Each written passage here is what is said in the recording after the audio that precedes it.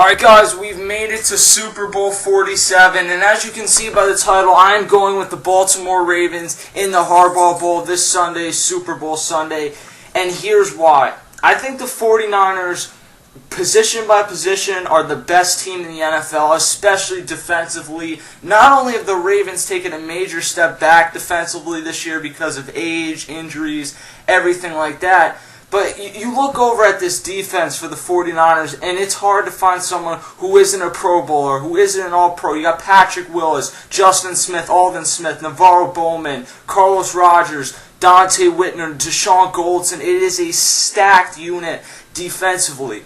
But as Matt Ryan demonstrated in the first half of the NFC title game, it's a unit that can be broken. This is not a bend-don't-break defense. This is a team that relies on getting stops and getting off the field. And if you find the holes in this defense and the lapses in coverage, you can beat this team. And if your defense, unlike the Atlanta Falcons, can hold the lead for you, then you're in an even better position. As for what the Ravens need to do, I think they need to keep Colin Kaepernick in the pocket and force him to throw. While he is a valuable thrower, he is a cannon of an arm, he's not going to be nearly as effective if he can't get out on the edge to rush, because one of the things that allows him, when he's in the pocket, to have success is the fact that you're always wondering, is he going to decide that nothing's open downfield and try and bust outside and get a run? If you can seal off the outside, and you're not going to be able to do it for every play. He's going to get some yards, he's going to get his, but if you can keep it under control and keep Colin Kaepernick under 60 or 70 yards rushing, I think you're in a good position. Now, you also need to make sure that you keep guys like Vernon Davis down, because this is a completely different San Francisco 49ers offense when Vernon Davis is not having success, and we saw that in the NFC title game.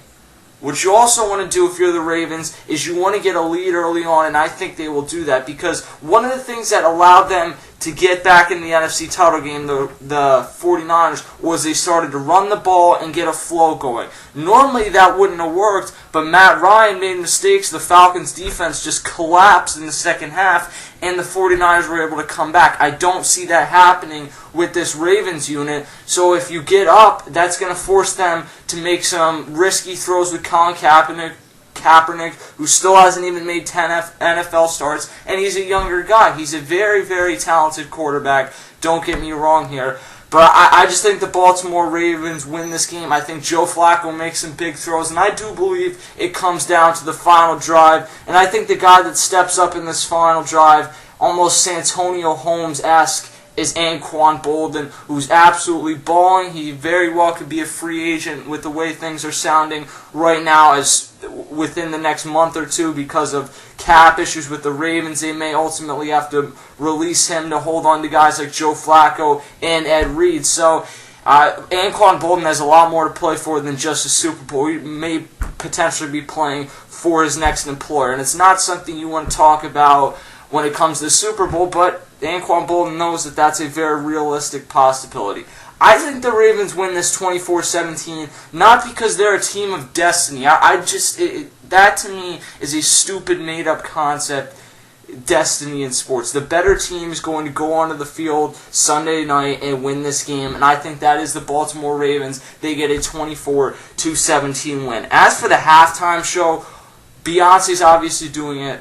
That should be a hot show. But after Beyonce, you know that with Beyonce there, that means Jay-Z's there. And we've seen, over the last few years, we've seen 3 or 4 different performers come out, with the exception of last year. But I think this will be like how the Black Eyed Peas did it the other year, where you have some other performers added into the halftime show than just the main act. So you're going to have Jay-Z. With Jay-Z comes Kanye West. And, who knows after that, but that sounds like a pretty damn good show. You got Beyonce to start it off. You're going to have Beyonce and Jay-Z. I'd be shocked if they didn't do Crazy in Love. And then I would assume you're going to have Kanye West. It's no guarantee. I don't have any inside information. But if Beyonce's the only performer in this Super Bowl, I would be shocked. Let's hope it is a very good halftime show that leads to a very good Super Bowl 47. I'm Tim Kelly. Give me your predictions below, and I'll catch you guys later.